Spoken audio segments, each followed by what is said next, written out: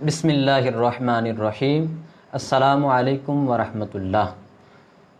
محترم ناظرین، امید کرتا ہوں کہ آپ تمام احباب خیریت سے ہوں گے۔ انعام رمضان ٹرانسمیشن کے ایپیسوڈ 8 میں خوش آمدید۔ محترم ناظرین، آج کا جو ہمارا موضوع ہے وہ بہت ہی ڈھارس بندھانے والا اور تسلی دینے والا ہے، اور اس موضوع میں جو آج کا ہم نے موضوع رکھا ہے، اس میں آقا کریم صلی اللہ تعالیٰ علیہ وآلہ وسلم کے کمالات، آقا کریم صلی اللہ تعالیٰ علیہ وآلہ وسلم کی عطاؤں کے بارے میں انشاءاللہ عز و جل تذکرہ کریں گے۔ اور موضوع کا جو نام رکھا ہے آج ہم نے وہ ہے آج لے ان کی پناہ۔ یقیناً آپ کو موضوع بہت عجیب لگ رہا ہوگا اور اس کی سمجھ بھی نہیں آ رہی ہوگی، لیکن آج اس موضوع پر گفتگو کرنے کے لیے، لب کشائی کرنے کے لیے ہم نے مہمان کو مدعو کر رکھا ہے، مہمان شخصیت کو۔ آئیے میں آپ کو ان کا تعارف بھی کروا دیتا ہوں۔ آج سے پہلے بھی 3 سے 4 ٹرانسمیشن کا حصہ بن چکے ہیں۔ ہمارے آج کے جو مہمان ہیں علامہ احمد الحنفی صاحب۔ السلام علیکم علامہ صاحب، طبیعت کیسی ہے؟ وعلیکم السلام ورحمۃ اللہ، الحمدللہ علی کل حال۔ ماشاء اللہ۔ اور محترم ناظرین، آج کا جو موضوع ہے وہ بڑا ہی دلچسپ بھی ہے، اور جس طرح میں نے آپ کو پہلے بھی عرض کیا کہ تسلی دینے والا، ڈھارس بندھانے والا ہے۔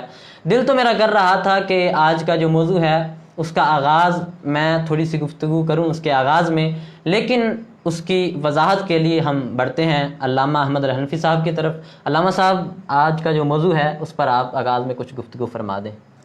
نحمدہ ونصلی ونسلم علی رسولہ الکریم، اما بعد فاعوذ باللہ من الشیطان الرجیم، بسم اللہ الرحمن الرحیم، صلاۃ و سلام علیک یا سیدی یا رسول اللہ وعلی آلک و اصحابک یا سیدی یا حبیب اللہ۔ آج لے ان کی پناہ، یہ آپ کے آج کے پروگرام کا موضوع ہے۔ جی، بڑا ہی خوبصورت اور اپنی جامعیت کے اعتبار سے بڑا ہی منفرد موضوع آپ نے منتخب کیا ہے۔ یقیناً یہ ہر امتی کی خواہش ہے کہ وہ اپنے نبی صلی اللہ علیہ وآلہ وسلم کے دامن سے وابستہ رہے، اور آقا علیہ الصلاۃ والسلام کی جو بارگاہ ہے وہ ایسی عظیم بارگاہ ہے کہ چرند پرند، انسان، حیوان، جنات، فرشتے، پہاڑ، جنگل، غرض کائنات کا ذرہ ذرہ پیارے آقا علیہ الصلاۃ والسلام کی ذات مقدسہ کا محتاج ہے۔ ایک روایت میرے ذہن میں آ رہی ہے، حضرت یعلا بن مرہ رضی اللہ تعالی عنہ روایت کرتے ہیں، فرماتے ہیں کہ تاجدار ختم نبوت سبحان اللہ صلی اللہ تعالی علیہ وآلہ وسلم سفر پر تشریف لے جا رہے تھے۔ راستے میں ایک جگہ آپ علیہ الصلاۃ والسلام نے قیام فرمایا اور آرام فرمانے لگے۔ آپ علیہ الصلاۃ والسلام نیند میں چلے گئے، آرام فرمانے لگے، آپ کی آنکھ لگی تو حضرت یعلا بن مرہ رضی اللہ تعالی عنہ فرماتے ہیں کہ میں یکا یک کیا دیکھتا ہوں کہ سرسبز درخت بہت دور سے اپنی جڑیں اکھاڑتا ہوا محبوب کریم علیہ الصلاۃ والتسلیم کی جانب بڑھ رہا ہے۔ اللہ، سبحان اللہ۔ میں بڑا حیران ہوا کہ درخت کس طرح آقا علیہ الصلاۃ والسلام کی جانب آ سکتا ہے۔ منظر کچھ اور آگے بڑھا تو میں کیا دیکھتا ہوں کہ وہ درخت آقا علیہ الصلاۃ والسلام کا جو جسم اقدس ہے اس کے پاس آیا، اور یہاں پر 2 روایتیں ہیں۔ ایک روایت میں یہ ہے کہ اس درخت نے آ کر آقا علیہ الصلاۃ والسلام کی ذات اقدس پر سایہ کر دیا۔ سبحان اللہ۔ سایہ فگن ہوا سرکار علیہ السلام کی ذات پر، اور آپ آرام فرما رہے ہیں۔ سبحان یہ درخت کی سرکار علیہ السلام سے کتنی عظیم محبت ہے۔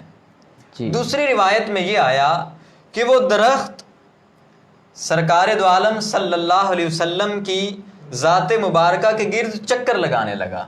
اللہ، گویا میں یوں کہوں کہ وہ درخت آقا علیہ السلام کی ذات کا طواف کر رہا تھا، اور پھر یہاں پہ آ کے اس مقام پہ شاعر نے کہا کہ حاجیو آؤ شہنشاہ کا روزہ دیکھو، کعبہ تو دیکھ چکے کعبے کا بھی کعبہ دیکھو۔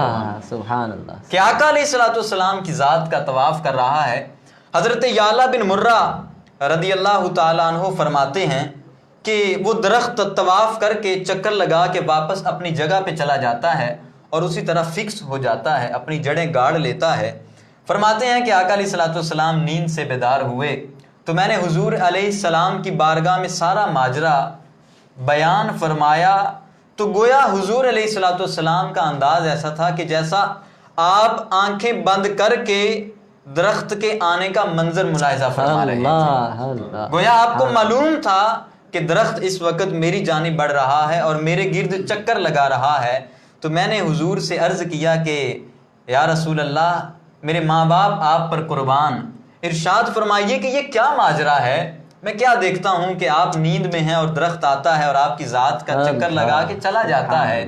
تو حضور علیہ السلام نے ارشاد فرمایا کہ اے یعلا بن مرہ، یہ درخت کوئی عام کام کر کے نہیں گیا، بلکہ اس درخت نے رب کریم عز و جل کی بارگاہ میں یہ عرض کی کہ باری تعالی مجھے اجازت دے، میں تیرے نبی کی بارگاہ پر سلام پیش کرنا چاہتا ہوں۔ سبحان اللہ۔ میں تیرے نبی کی بارگاہ میں حاضر ہو کر سلام عرض کرنا چاہتا ہوں۔ اللہ تعالیٰ نے اس درخت کو اجازت دی، وہ درخت آیا اور مجھے سلام کر کے واپس اپنی جگہ پہ چلا۔ سبحان اللہ۔ مجھے یہاں پر ایک حدیث مبارکہ یاد آ رہی تھی، اس کا میں مفہوم عرض کر دیتا ہوں۔ جس طرح ابھی آپ نے تو یہ درخت کی بات سنائی نا، یہ تو درخت تھا، ہرا بھرا درخت تھا جس پر پھل پھول بھی لگ سکتے تھے۔ یہاں پہ مجھے وہ حدیث مبارکہ یاد آ رہی ہے کہ جس کو ہم نے کئی دفعہ سنا ہوگا، کئی دفعہ وہ بیان بھی ہوئی ہے، اور وہ حدیث مبارکہ ایسی ہے کہ اس کو اگر بار بار بھی سنے نا تو ایمان کو ایک عجیب سی تازگی محسوس ہوتی ہے، ایمان میں ایک عجیب سی تازگی محسوس ہوتی ہے۔ وہ حدیث مبارکہ کا مفہوم عرض کر دیتا ہوں کہ وہ آقا کریم صلی اللہ تعالیٰ علیہ وآلہ وسلم کو ایک ممبر کا تحفہ پیش کیا گیا تھا، اور آقا کریم صلی اللہ تعالیٰ علیہ وآلہ وسلم اس ممبر پر تشریف فرما ہو کر خطبہ ارشاد فرما رہے تھے۔ اب خطبہ ارشاد فرماتے ہوئے اچانک مسجد نبوی سے کسی کے رونے کی آواز آنی شروع ہو گئی۔ اب رونے کی آواز آنی شروع ہوئی اور وہ آواز آہستہ آہستہ بڑھتی گئی، یہاں تک کہ ایسے لگنے لگا کہ جیسے ایک بچہ بلک بلک کے رو رہا ہوتا ہے، اتنی زیادہ آواز ہو گئی۔ اب ہوا کیا، آقا کریم صلی اللہ تعالیٰ علیہ وآلہ وسلم ممبر اقدس سے نیچے تشریف لاتے ہیں اور کیا کرتے ہیں، ایک سوکھا تنا کھڑا ہوتا ہے، اس کو جا کے اپنے سینے سے لگا لیتے ہیں، اپنے سینے مبارک سے لگاتے ہیں۔ جب سینے مبارک سے لگاتے ہیں تو وہ فوراً جو رونے کی آواز ہوتی ہے وہ بند ہو جاتی ہے۔ تو مجھے یہاں پہ ایک شعر یاد آ رہا ہے، شاعر نے بھی کیا خوبصورت یہاں پر شعر لکھا کہ فریاد امتی جو کرے حال زار میں، فریاد امتی جو کرے، گویا یہاں پہ درخت جو ہے وہ آقا کریم کی بارگاہ میں فریاد کر رہا ہے، یعنی حیوانات، حیوان ہے اس میں کوئی جان نہیں ہے، وہ حیوان ہے، تو وہ آقا کریم کی بارگاہ میں فریاد کر رہا ہے۔ تو شاعر نے یہاں پہ کیا اس منظر کو خوبصورت بیان فرمایا کہ فریاد امتی جو کرے حال زار میں، ممکن نہیں کہ خیر بشر کو خبر نہ ہو۔ فریاد امتی جو کرے حال زار میں، فریاد امتی جو کرے حال زار میں، ممکن نہیں کہ خیر بشر کو خبر نہ ہو۔ کیا کہنے کا سب کیا کہنے، ماشاء اللہ۔ نہیں کہ خیر بشر کو خبر نہ ہو۔ شکر صاحب، آپ نے چلیں شعر کا آغاز تو کر دیا، ماشاءاللہ آپ نے ہماری اس پروگرام کو چار چاند لگا دیے۔ تو میں یہاں پہ چاہوں گا اگر آپ ہمارے ناظرین کو ایک کلام سنا کر محظوظ فرما دیں۔ انشاءاللہ۔ صلی اللہ علیہ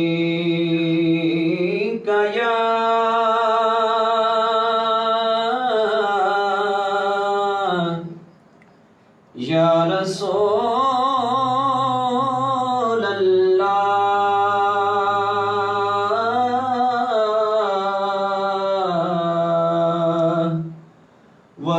सल्लम अलैका या हबीब अल्लाह।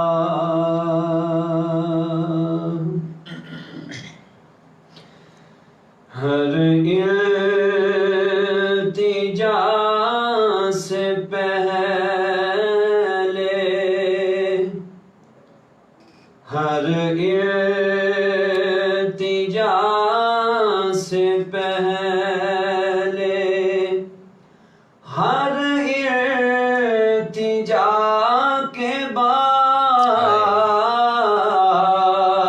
हर इल्तिजा से पहले, हर इल्तिजा के बाद आया लबों पे नामे मुहम्मद खुदा के बाद, आया लबों पे नामे मुहम्मद खुदा के बाद, हर इल्तिजा से पहले। ईमान वालों देखो आज़ा हो के हो नमाज। हाय। ईमान वालों देखो आज़ा हो के हो नमाज। ज़िक्रे नबी है लाज़िम, ज़िक्रे क्या कहना खुदा के बाद, सुभान अल्लाह, सुभान ज़िक्रे नबी है लाज़िम, है लाज़िम, ज़िक्रे खुदा के बाद आया लबों पे नामे मुहम्मद खुदा के बाद, हर इल्तिजा से पहले, हर इल्तिजा के बाद, हर इल्तिजा से पहले। सुभान सुभान अल्लाह माशा अल्लाह। हर इल्तिजा से पहले, हर इल्तिजा के बाद। और आज का जो हमारा मौजू है, आज ले उनकी पनाह। देखें यहाँ पे भी जो मौजू है, इंशाल्लाह अभी हम अल्लामा साहब की तरफ बढ़ेंगे।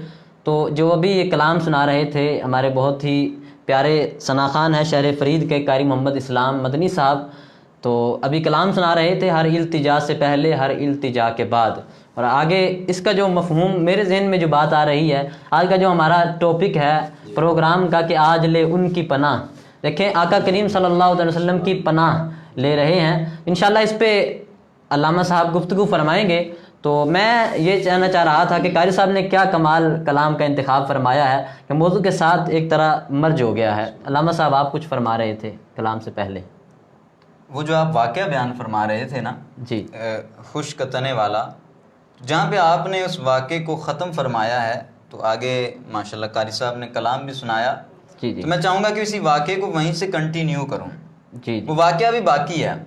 अच्छा अच्छा अच्छा। वो किस तरह कि जब प्यारे आका अलैहिस्सलाम उस खुश्क तने को अपने सीने से लगाते हैं, तो सिर्फ बात यहाँ पे ख़त्म नहीं होती। आका अलैहिस्सलाम की शफ़क़त, आपकी जो पनाह है, आपका जो इजहार महब्बत है, वो यहाँ पे आके ख़त्म नहीं होता, बल्कि बात और भी आगे जाती है। आका अलैहिस्सलाम ने उस तने को दो ऑप्शन दे दिए। इरशाद फरमाया कि ऐ सूखे तने, बता तू सरसब्ज होकर इस दुनिया में रहना चाहता है कि लोग तुझसे फ़ायदा हासिल करें, तुझसे फल हासिल करें, یا تو جنت میں جانا چاہتا ہے. اللہ سبحان تو اللہ. یہاں پر بھی دو آپشن سرکار علیہ السلام نے سامنے رکھے. تو گویا کہ کمالات کا جو اظہار ہے وہ یہاں پر بھی جاری ہے. آقا علیہ السلام کا جو لطف و کرم ہے وہ ابھی بھی جاری ہے. جی بالکل. وہ ابھی تک ختم نہیں ہوا. اور اس تنے پر آقا علیہ السلام اتنے شفیق اور مہربان ہیں. تو جو امتی فریاد امتی جو کرے حال زار میں ممکن نہیں کہ خیر بشر کو خبر نہ ہو کہ جو تنے کی رونے کی آواز کو محسوس کر لیتے ہیں اور اس تنے کو سینے سے لگا کر اس کو ٹھنڈا کر دیتے ہیں. تو جو امتی حالت زار میں فریاد کر رہا ہو تو یہ کس طرح ممکن ہے کہ سرکار علیہ السلام اس امتی کی مدد نہ فرمائے. اللہ اللہ سبحان اللہ ماشاء اللہ ماشاء اللہ. کہ اللہ بہت ہی خوبصورت انداز میں آپ نے واقعے کو آگے کی طرف لے کے گئے. اور ناظرین میں نے جو واقعہ یہ سنایا تو میں نے اس پر بس اس میں سے چیدہ جو بات میں بیان کرنا چاہتا تھا وہ میں اپنا جو مقصد بیان کرنا چاہتا تھا وہ میں نے بیان کیا. لیکن علامہ صاحب نے اس میں مزید 4 چاند لگا دیے, مزید رنگ بھرا اور بہت مزہ آیا. تو اب علامہ صاحب یہ جو آج کا ہمارا ٹاپک ہے آج لے ان کی پناہ, تو یہاں پہ آج کے جو ہمارے ناظرین ہیں شاید یہ جو ٹاپک ہے یہ تھوڑا سا مبہم ہے. ناظرین بھی یقیناً یہ سوچ رہے ہوں گے کہ یہ ٹاپک آج لے ان کی پناہ, یہ جو موضوع ہے بھائی پناہ کس کی لینی ہے اور یہ آج لے ان کی پناہ یہ جملہ کیا ہے, یہ ایک چھوٹا سا مصرع ہے. تو میں چاہوں گا اس پر کوئی 1-2 واقعات بھی آپ بتا دیں اس کی وضاحت کرتے ہوئے, اور یہ شعر جو ہے اس کو بھی پورا آپ بتا دیں کہ یہ کیا چیز ہے آج لے ان کی پناہ. موضوع کا انتخاب بڑا خوبصورت تھا. یہ پورا ایک شعر ہے اور اس شعر کا ایک مصرع آپ نے منتخب کیا ہے. تو امید ہے ناظرین سمجھ جائیں گے جب میں شعر پورا پڑھوں گا. شاعر نے لکھا کہ آج لے ان کی پناہ, آج مدد مانگ ان سے, پھر نہ مانیں گے قیامت میں اگر مان گئے. سبحان اللہ. قاری صاحب آج لے ان کی پناہ, آج مدد مانگ سے, آج لے کیا کہنا ان کی پناہ, مدد مانگ ان سے, پھر نہ مانے قیامت میں اگر قیامت میں اگر مان گیا. اس کے ساتھ میں ایک اور شعر پڑھنا چاہتا ہوں. جی کر سب. انہیں جانا انہیں مانا نہ رکھا غیر سے کام. کیا بات ہے کر صاحب. انہیں جانا انہیں مانا نہ رکھا غیر سے کام. للہ الحمد میں دنیا سے مسلمان کیا کہنے کا صاحب. للہ الحمد میں دنیا سے مسلمان گیا. جی نام صاحب. اچھا, آج لے ان کی پناہ, آج مدد مانگ ان سے. یہاں پر ذکر ہو رہا ہے پیارے آقا علیہ السلام کی یہ جو امت پر شفقتیں ہیں, امت کے ساتھ آقا علیہ السلام کی یہ جو محبت ہے, اس محبت کا ذکر ہو رہا ہے. یہ ان عنایتوں کا ذکر ہو رہا ہے جو آقا علیہ السلام نے صرف انسانوں پر نہیں کی بلکہ حیوانات, جنات, ایون کہ فرشتے بھی آقا علیہ السلام کی بارگاہ کے فریادی بن کے آتے تھے. سبحان اللہ. فرشتے بھی سرکار کی بارگاہ کے سوالی بن کے آتے تھے. اور فرشتے کیا, جانور بھی آقا علیہ السلام کی بارگاہ میں آ کے سوال کیا کرتے تھے اور اپنی حاجتیں آقا علیہ السلام کی بارگاہ میں رکھا کرتے تھے. اور یہ وہ بارگاہ ہے کہ اگر کسی صحابی کا بازو کٹ جاتا ہے تو وہ کسی طبیب کے پاس نہیں جاتا بلکہ اسے پھر بھی, میں یہاں پہ یوں کہنا چاہوں گا کہ اب میری نگاہوں میں جتنا نہیں کوئی, جیسے میرے سرکار ہیں ایسا نہیں کوئی. اب میری نگاہوں میں جچتا نہیں کوئی, اب میری نگاہوں میں جچتا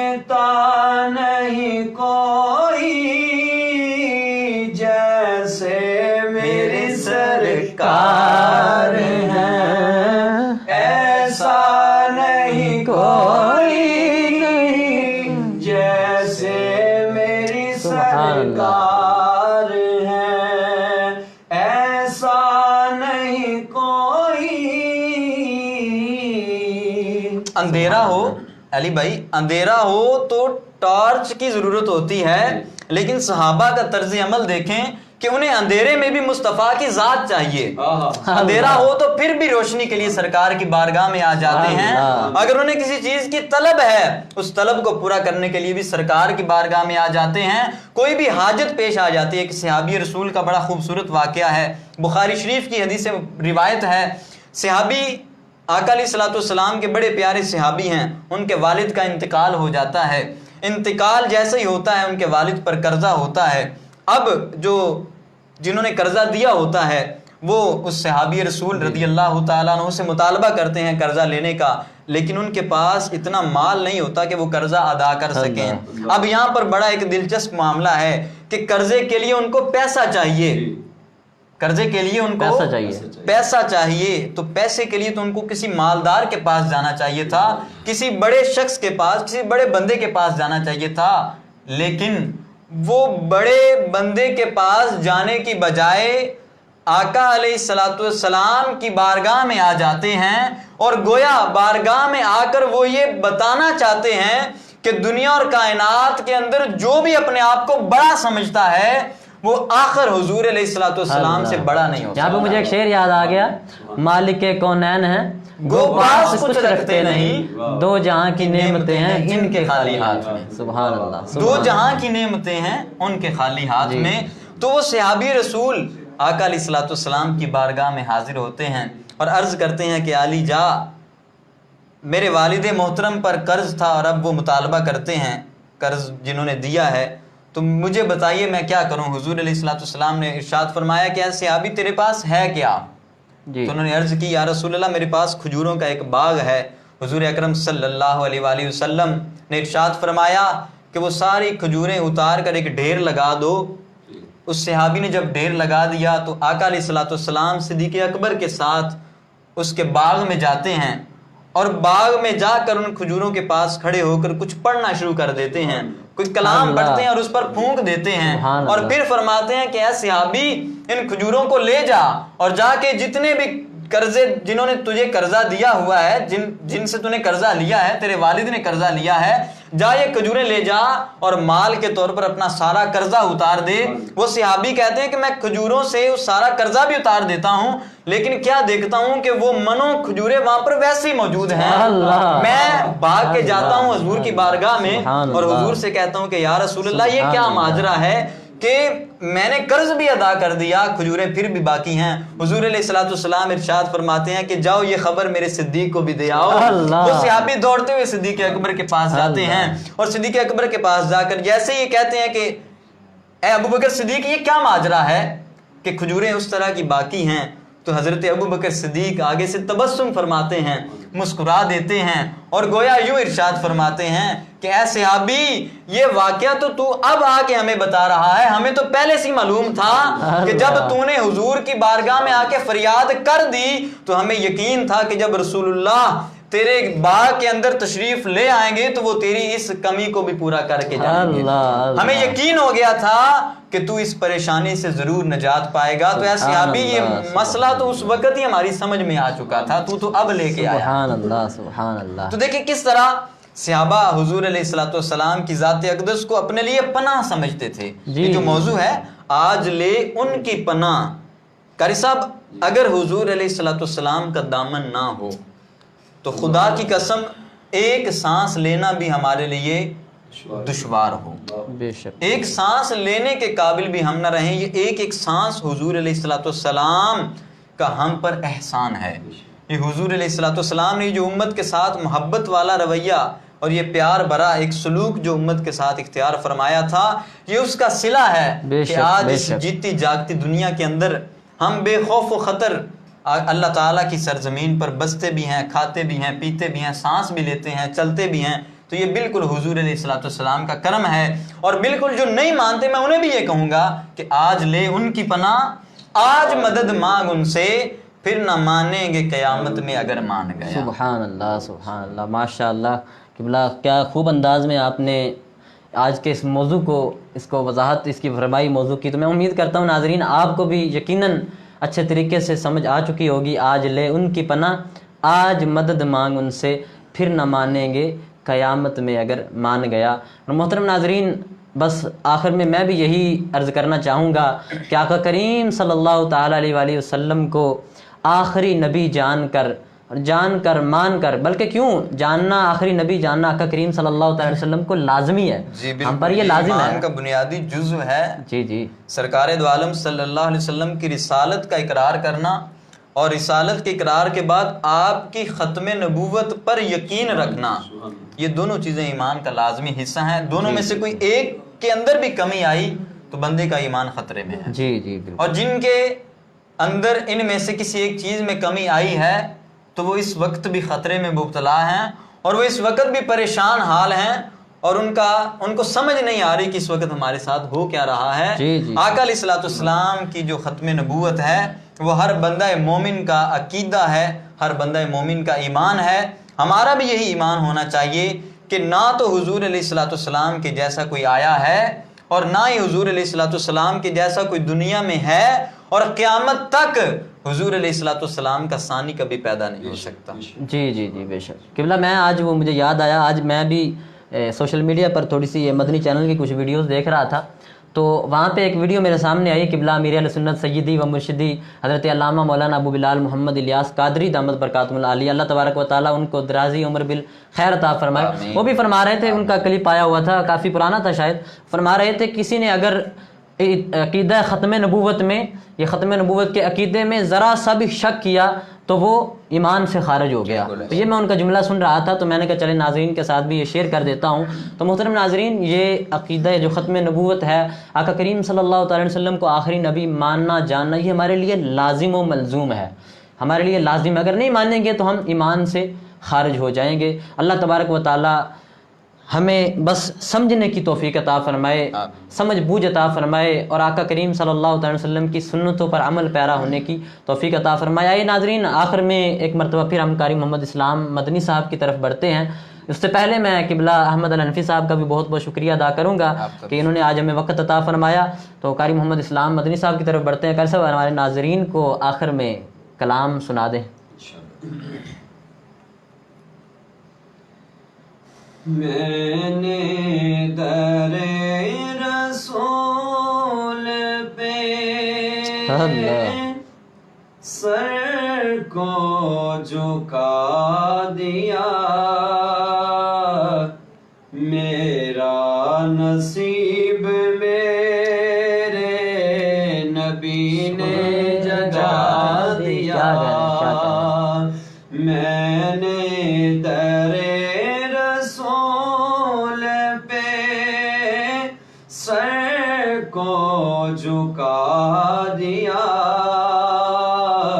میرا نصیب میرے نبی نے جگا دیا۔ انسان جا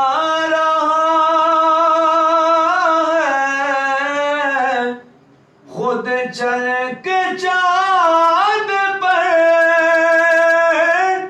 انسان جا رہا ہے خود چل کے چاند پر میرے نبی نے چاند کو در پہ بلا لیا، میرے نبی نے چاند کو در پہ بلا لیا، میرا نصیب میرے نبی نے جگا دیا۔ ایسا کریم ایسا